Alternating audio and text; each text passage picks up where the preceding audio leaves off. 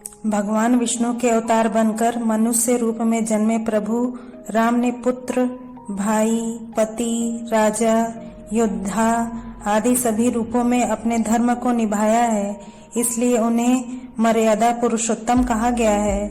इसी तरह प्रभु राम की पत्नी सीता जी और भाई लक्ष्मण ने भी अपने धर्म और श्री राम जी के प्रति अपने प्रेम को निभाते हुए 14 साल तक जंगलों में भटकना और कष्ट उठाना पसंद किया। रामायण धर्म पालन से जुड़ी कई कथाओं से भरी हुई है। ऐसी ही एक कथा उस समय की है जब धोबी के कहने पर प्रभु राम ने पत्नी सीता का त्याग कर दिया था और वे राजा बनकर अपने राज धर्म का पालन कर रहे थे।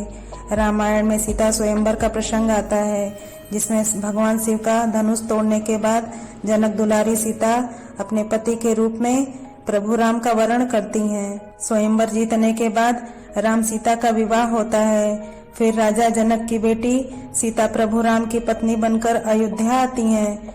तब राम जी उन्हें उपहार में एक वचन देते हैं कि उनके जीवन में सीता के अलावा कोई स्त्री नहीं आएगी, जबकि उस समय में राजाओं में कई विवाह करने की परंपरा थी।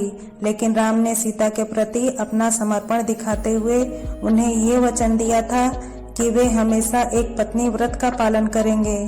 साथ ही पत्नी सीता को वचन दिया था कि जिस स्थिति में सीता रहेंगी खुद भी वैसे ही रहेंगे। इस बात का प्रमाण राम ने रावण वध के बाद अयोध्या के राजा बनने के बाद किया। रावण वध के बाद प्रभु राम अयोध्या आए और राजा बनकर अपने राज धर्म का पालन करने लगे। तब एक धोबी ने सीता जी के चरित्र पर सवाल उठाया। समाज में कोई बुरी परंपरा शुरू ना हो, इस कारण राम को सीता का त्याग करके उन्हें वनवास देना पड़ा।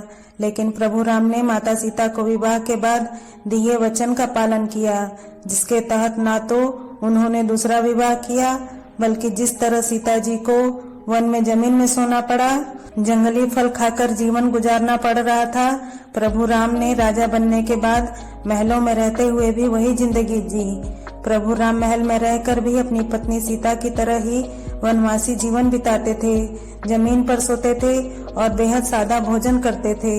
अगर आपको भी भगवान श्री राम में सच्ची आस्था है तो इस चैनल को सब्सक्राइब कर वीडियो को लाइक करें और कमेंट में जय श्री राम लिखना ना भूलें। जय श्री राम।